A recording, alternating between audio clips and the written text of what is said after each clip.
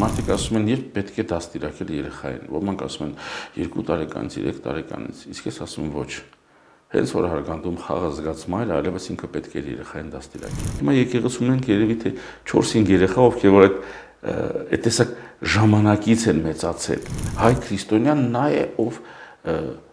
պահում է հայկական ընտանեկան ավանդույթները, որոնք որ իրենց հերթին հիմնված են քրիստոնեական արժեքների վրա։ Ինքդ քեզ կրթիր, ինքդ կարողացիր կրել այն ճշմարտությունները, որ ուզում ես, որ քո երեխան ունենա։ Միանշանակ Աստված եւ եկեղեցի։ Երբևիցե պարտադրանք չի եղել քրիստոնեության մեջ։ Վախ չի եղել քրիստոնեության մեջ։ Մարև ձեզ, նոր հայացք հաղորդաշարի ընթացքում այսօր խոսելու ենք երեխաների հոգևոր դաստիարակության մասին։ Մեր տաղավարում է Տեր Շմավոն Քահանա Ղևոնդյանը։ Տեր հայր, շատ շնորհակալ ենք, որ այսօր մեր տաղավարում եք։ Սիրով ինձ միշտ հաճելի է ձեզ մոտ լինել։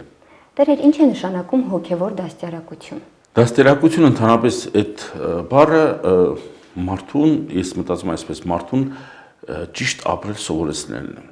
Մարդիկ ասում են, երբ պետք է դաստիարակել երեխային, ոմանք ասում են 2 տարեկանից, 3 տարեկանից, իսկ ես ասում եմ ոչ։ Հենց որ հարգանդում խաղը զգաց մայրը, այլևս ինքը պետք է երեխային դաստիարակի։ Խոսելով, անգամ երաշտություն փոխանցելով, որովհետև ապացուցված փաստ է, որ երեխան մոր հարգանդում 9 ամիսների ընթացքում ունակություն ունի լսելու, զգալու, բնականաբար եւ վատ եւ լավ տրամադրությունները մոր եւ այսպիսով այդ դաստիարակությունը այդտեղից պետք է սկսվի։ Տեսեք, մենք եկեղեցում շատ մայրիկներ ունենք, ովքեր որ հղիության ամբողջ ընթացքը պատերազմի ժամանակ են անցկացրել, այնտեղ երեխան ծնվել է, մի որ ժամանակ բնականաբար 40 օր ընթացքը իրենք չեն գալիս եկեղեցու, այնտեղ մկրտություն երեխայի եւ վերստին այդ փոքրիկ գլխի երեխան բերում են եկեղեցի պատերազմների եւ այդ երեխաները մեծանում են։ Մենք հիմա եկեղեցում ենք երևի թե 4-5 երեխա, ովքեր որ այդ տեսակ ժամանակից են մեծացել։ Եվ եկեղեցին ինձ համար ամենահարազատ վայրն է։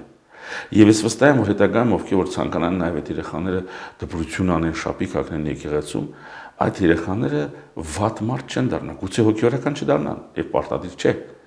բայց ամենակարևորը վատ մարդ չեն դառնա, եւ ամենակարևորը քրիստոնյա կլինեն։ Եվ դրա հակառակ մենք տեսնում ենք այսօր, որ ծնողներ կան, որ երեխային բերում են օրհնության համար, բայց երեխան առաջի անգամ տեսնում է սև շորով մի մարդ, ով մեծ sense ինչ-որ եւ լաց է լինում, որովհետեւ սովոր չի տեսնելու։ Իր կողքի եղածները, տատիկներ, պապիկներ, սիրուն չգիտեմ, պապաներ եւ այլն, որոնք որ իր լեզվի իր թոթովանքով հետ խոսում են, բայց ոչ երբեք ինչ-որ միտեղ սև շորով, համազգեստով անհասկանալի մի մարդ, մի պապիկ կամ չգիտեմ։ Բնականաբար այս ամենը բաց թողում է։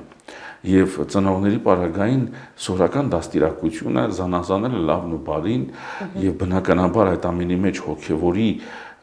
ներմուծումը, ներառումը դա պարտավորություն է դառնում ծնողների համար։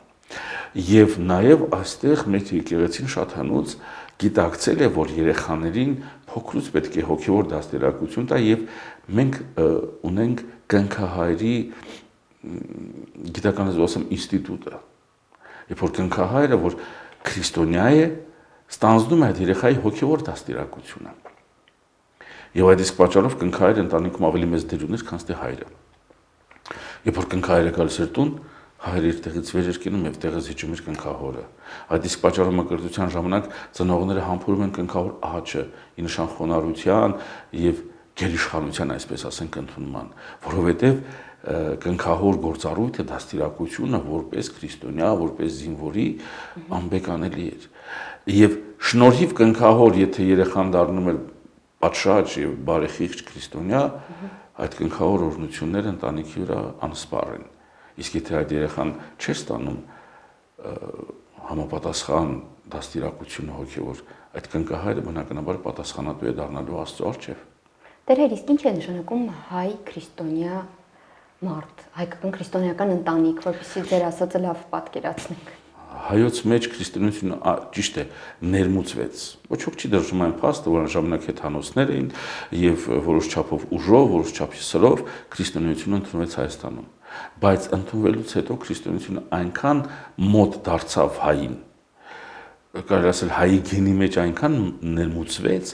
որ անգամ երբ որ ճիշտ է արտահայտությունից չեմ սիրում, բայց կա այդ արտահայտությունը։ Երբ որ մկրտված ես, ասում են դու հայ ես, եթե մկրտված ես։ Այսինքն քրիստոնեությունն ու հայկականությունը գրեթե հավասարեցվեցին։ Բնականաբար այս ամենը օդում եւ թղթի վրա չպետք է որ լինի։ Հայ քրիստոնյան նա է, ով պահում է հայկական ընտանեկան ավանդույթները, որոնք որ իրենց հերթին հիմնված են քրիստոնեական արժեքների վրա։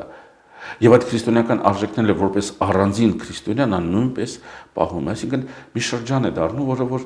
որտեղ տեսնում ենք, որ քրիստոնեություն եւ հայկականություն մեկը մյուսին ընդելուզված ինչ-որ շրջապատույթ են անում մարդու կյանքի մեջ։ Տերեր մի նման խոսք կա, որ եթե ուզում ես երեխային դաստիարակել, նախ ինքդ քեզ պիտի դաստիարակես, որ նա էլ քեզ տեսնելով այդ դաստիարակությունը ստանա։ Մենք ընտանիքում ինչ պիտի երեխային սովորեցնենք, ինչ պիտի տեսնի, որ այդ հոգևոր դաստիարակությունը ստանա։ Նախ ես հակված եմ այն իրողությանը, որ երեխային եւ մարդուն դաստիարակել հնարավոր է միջև չափահասություն։ Դրանից հետո արդեն մարդը պետք է զբաղվի ինքնակրթությամբ, որը որ բացարձակապես դաստիարակության հետ կապ չունի։ Եվ ինքդ քեզ դաստիարակել է, թերևս այս պարագան ես այսպես կձևափոխեմ, ինքդ քեզ կրթիր, ինքդ կարողացիր կրել այն ճշմարտությունները, որ ուզում ես, որ քո երեխան ունենա։ Որովհետև ընտանիքի հայելին երեխան է։ Մենք շատ բան երեխայի շարժուձևից, չգիտեմ, խոսքից կարող ենք դատել, թե ինչպիսին է ընտանիքը իր տեսակի մեջ։ Տերեր, նշեցիք, որ այդ դաստիարակությունը շատ վաղ տարիքից է լինում, բայց օրինակ երեխայի հետ քանի տարեկանից կարելի է խոսել Աստծո մասին, հոգևորի մասին։ Տեսեք, միջև երեխայի գիտակցությունը, երբ որ ինքը արդեն քո խոսքերը հասկանում է եւ սկսում է անտիվան համար հարցեր տալը, այդ դրանից առաջ դաստիարակությունը զուտ լսողական եւ կամ ներազդական, չգիտեմ, զգացական մակարդակի վրա պետք է լինի, այսինքն մայրը թե երաժշտություն լսի, թե աղոթք կարդա եւ ես վստահ եմ, որ էներգետիկ մակարդակով այդ ամենը փոխանցվում է պատղին հետագայում փոքրիկ երեխային։ Այև որ արդեն ինքը կարողանում է հասկանալ եւ անթիվան համար հարցեր է սկսում տալ քեզ, այդ ժամանակ արդեն կարելի է բարձրագույն գեղեցիկ ձևով ինչ որ բացատրություններ տալ Աստծո գոյության մասին, չգիտեմ, լավ եւ վատ վարքի մասին, ամեն ինչ անհատական է։ Չկա համակարգ, որով ասես վերցնում ես եւ այսպես անում ես։ Որովհետեւ յուրաքանչյուր ընտանիքի կազմվածքը յուրովի է։ Մոտեցումը, խոսքը, բնականաբար երեխաներն են, որ ծնվում են, իրենք ամեն մեկ անհատականություն են եւ յուրաքանչյուրը յուրովի է ընկալում ամեն մի խոսք։ Անհնար է բոլորին բերես եւ մեկ հարթության, մեկ սաների տակ դնելով, սաներես ասես դու այսպես պիտի լինես, ոչ։ Դրա համար ինքը ծնողը ինքը արդեն իսկ գիտի ինչպես բացատրել երեխային, ինչպես համոզել եւ կամ պարզապես ինչպես շահագրգռել։ Տերեր, փաստորեն վաղ տարիքում ստացած այդ զգացումները, այդ ընկալումները մեծ տարիքում արդեն մարդու վրա աստիճություն են գործում։ Ես հակված եմ դրան։ Շատ բաներ եմ հիշում մանկությունից, բայց մի բան դաջվել է իմ մտքում հիշողությանս մեջ։ Երբ որ երևի թե ես 5 կամ 6 տարեկան էի, մենք շուշուտ գնում ենք Էջմիածին, մորքուրս այնտեղ էր ապրում, մորաքույրս։ Եվ մայրիկիս հետ գնում ենք եւ բնականաբար միանշանակ կերպով մտնում ենք մայր տաճար։ Եվ առաջին անգամ երևի թե ես մտածում եմ, որ մտա, շատ բարձր սկսեցի մայրիկիս հարցեր տալ, մայրս ասեց՝ «Սուս, չի կարելի բարձր խոսել»։ Այստեղ չի կարելի։ Շատ չբացատրեց։ Թե խորհրդային միություն էր թերևս, Աստծո մասին խոսելն էլ այնպես էր, որ արգելված էր, հայրս պարտիական էր, անգամ մկրտությունը թաքուն են կատարել, իմ մկրտությունը խաչերն ու նարոդները թաքուն պահել են, երբ որ ես հանգարցակի տեսնում եմ, ասում ինչ ասուս չի կարելի, ոչ մի քիչ ասես։ Մի տեսակ իմ, բայց այս պահը, երբ որ մայրս ինձ եկեղեցում մոմ վառելիս ասաց,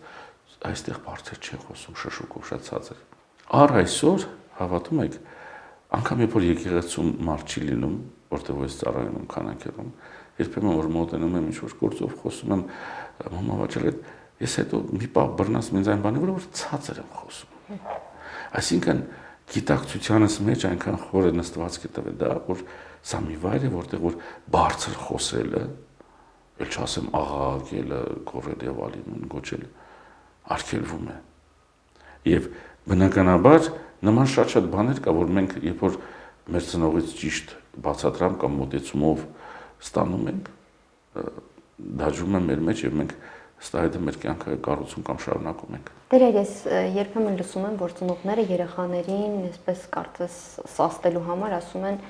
խելոք մնա, Աստված պապիկը կպատժի։ Արդյոք այդ ամենավատ բանն է, որովհետեւ երեխայի մոտ հոգեբանորեն առաջանում է մի անջրպետ եւ կամ զգացում մոտեցում, որ Աստված պատժող մի պապիկ է, հանկարծ սխալ անես, չէ։ Բնականաբար ես նորից եմ ասում, սխալի եւ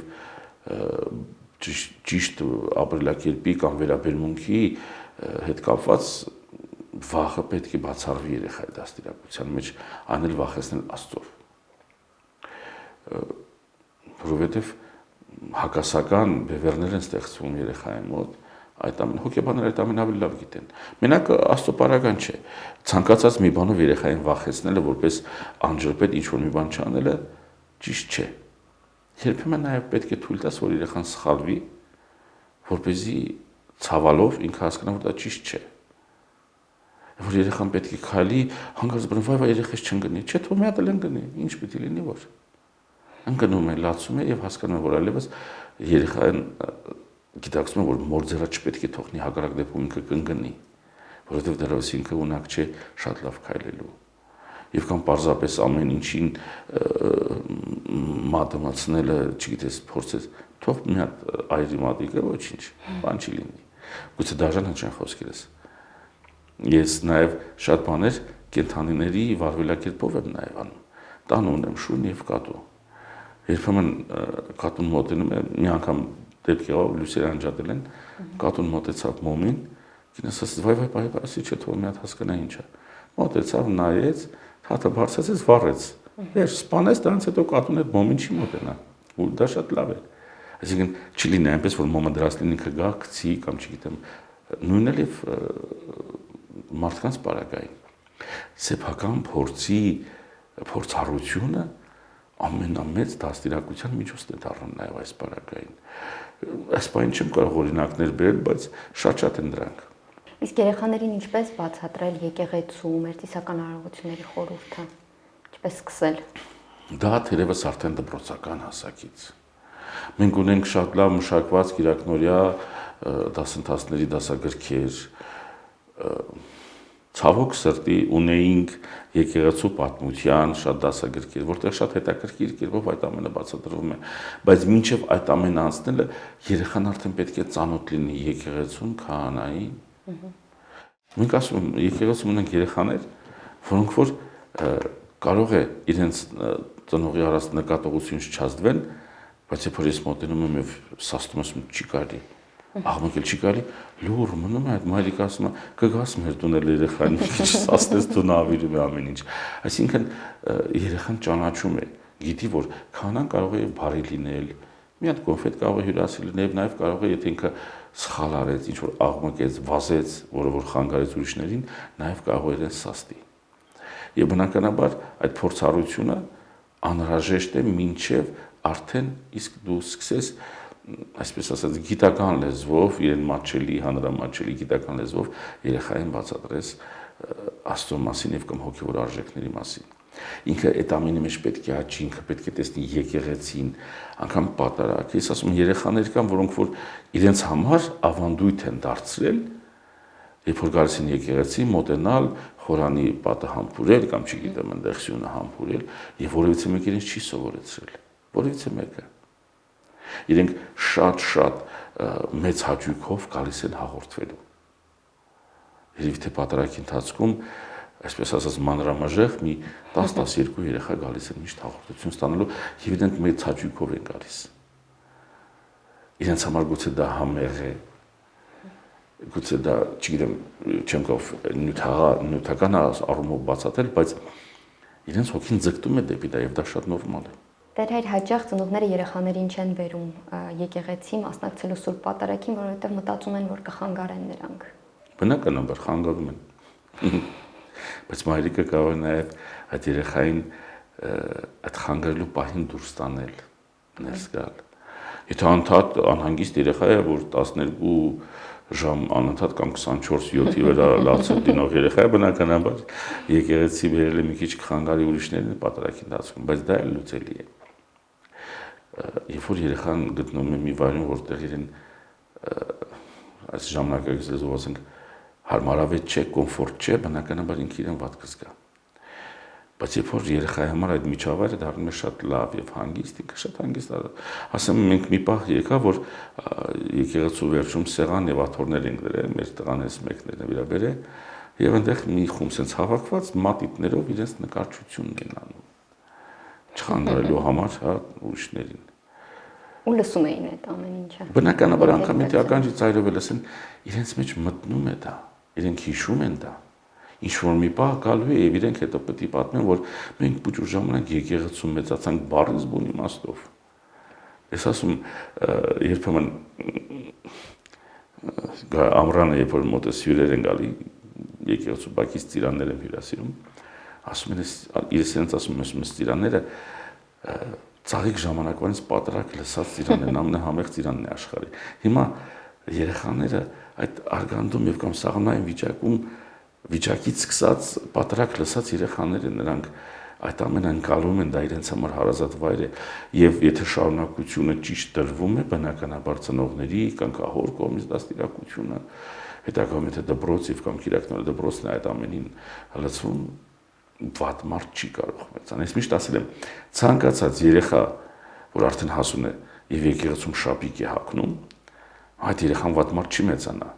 Նորից եմ ասում, գուցե հոգեվորական չդառնա, գուցե ինչ որ ընդհանրապես եկեղեցու հետ առնչություն չունենա, բայց իր տեսակով, որպես քրիստոնյա, որպես մարդ ինքը վատը չի կարող լինել։ Հավանաբար շատ խաղաղ կլինի այդ։ Եվ խաղաղ կլինի, եւ բարեհամբույր կլինի, եւ հիշողությունը այն, որ ինքը եկեղեցում ծառայությունը մատուցել, պատասխանատվություն է ունեցել, այդ ամենը իր հետքը եւ դաջվածքը մարդու հոգում եւ մտքում նաեւ նա գործողությունների մեջ միշտ թողնում է։ Տերեր, մեր նախնիները մեզ փոխանցել են հոգեվոր ժառանգություն, հոգեվոր արժեքներ, որոնք փաստորեն մենք ընտանիքի միջոցով ենք ստանում։ Եվ ոչ միայն ընտանիքի, եկեղեցու, ծիսակարգերի, ավանդույթների Ինչ դեր ունի ընտանիքը, ծնողները, երեխաներին այդ հոգեվոր արժեքները փոխանցելու գործում։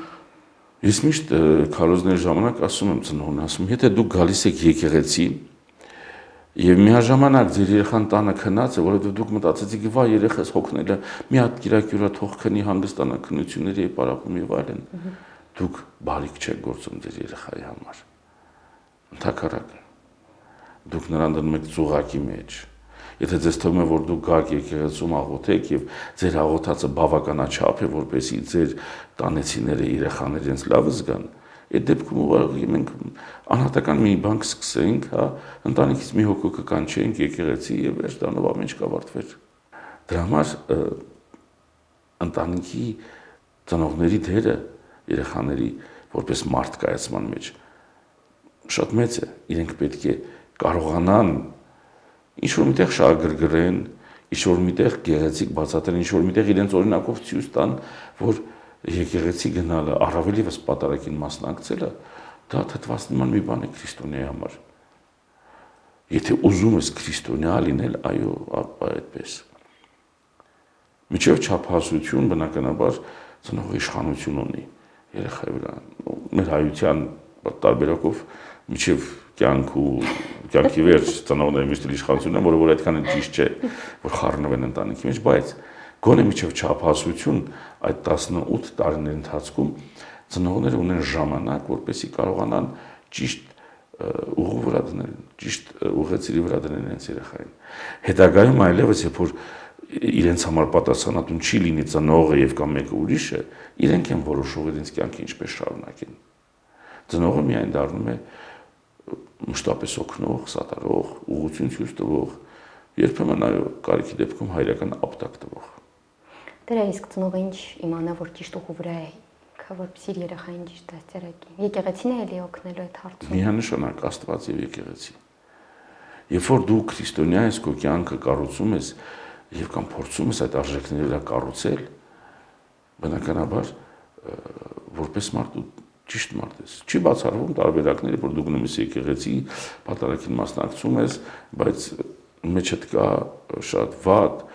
տգեղ սովորություններ, որոնք որ չես վերացնում, եւ դա ազդում է մարդու ներկյանքին։ Բայց մենք խոսում ենք ընդհանրապես մասին, այսպես ասած, եւ եթե դու եկեղեցի հաճախող անձ ես,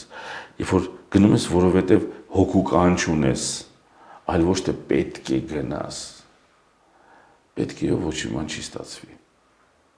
Քրիստոս չասաց իր աշակերտին, պետք է իմ հետևից գաք, ասեց արի իմ հետևից, եւ նա գնաց։ Երբևիցե պարտադրանք չի եղել քրիստոնեության մեջ, վախ չի եղել քրիստոնեության մեջ։ Մարդով գալիս է եկեղեցի Աստծո հետ շփվելու, ինքը պետք է գիտակցի, որ այնտեղ, չգիտեմ, չգնախ մի վայր է, միակ տեղը, որտեղ որ դու քո Աստծո հետ հանդիպելիս որևիցե խնդիրների կամ խոչընդոտների չես առնչվում։ Դու ուղղակի գալիս ես մոռանում ես։ Գալիս ես եկեղեցի եւ պատարագի ընթացքում մոռանում ես, որ դրսում կա պատերազմ, դրսում կա, չգիտեմ, հիվանդություն, ցավեր, վարկեր, պարտքեր, խնդիրներ, ստորություն, խաբեություն։ Հիշում ես միայն այն ժամանակ, երբ որ անհրաժեշտ է լինում ինչ-որ մեկի համար աղոթք անելը, բայց երբ որ դու ապրում ես այդ ամենով, երբեմն ես ժողովրդին ասում լավ, որ պատարագը վերջանում, ինչ եք այդպեսի շուտ գնում տուն, շատ սոված եք, թե ինչն է խնդիրը։ Դա էլ անհատական մոտեցում, մարդ կա, որ առավոտյան մինչև պատարագի սկսել, մինչև ժամերգության սկսել է գալիս է, մնում է, մասնակցում է, ավարտվում է, գնում են, ինքը դեռ շարունակում է նստել։ Ուղղակի մարդիկ պետք է հստակ հասկանան, գիտակցեն, որ իրենց կյանքից ներս պետք է տեղ հատկացնեն Աստծուն եւ եկեղեցուն։ Եվ դրա միջոցով նաեւ իրենք կկարողանան իրենց երեխաներին փոխանցել ճշմարտությունը, քրիստոնյա լինելու ունակությունը, որտեղ դա ունակություն է։ Բացի այն, որ շնորհ է տրված, նաեւ ունակություն է քրիստոնյա լինելը։ Մարդ լինելն է ունակություն։ Այդ ամենը մեկը մյուսի հետ փոխկապակցված է։ Չես կարող լավ մարդ լինել եւ վատ քրիստոնյա։ Եթե լավ քրիստոնյա ես, ապա հնարավոր է եւ շատ մեծ հավանականությամբ, որ լավ մարդ պիտի լինես։ Հակառակ դեպքում ինչ որ միտեղ կեղծում ես։ Շնորհակալ եմ։ Սիրով։ Ես հիշեցնեմ, որ զրուցում ենք երեխաների հոգևոր դաստիարակության մասին։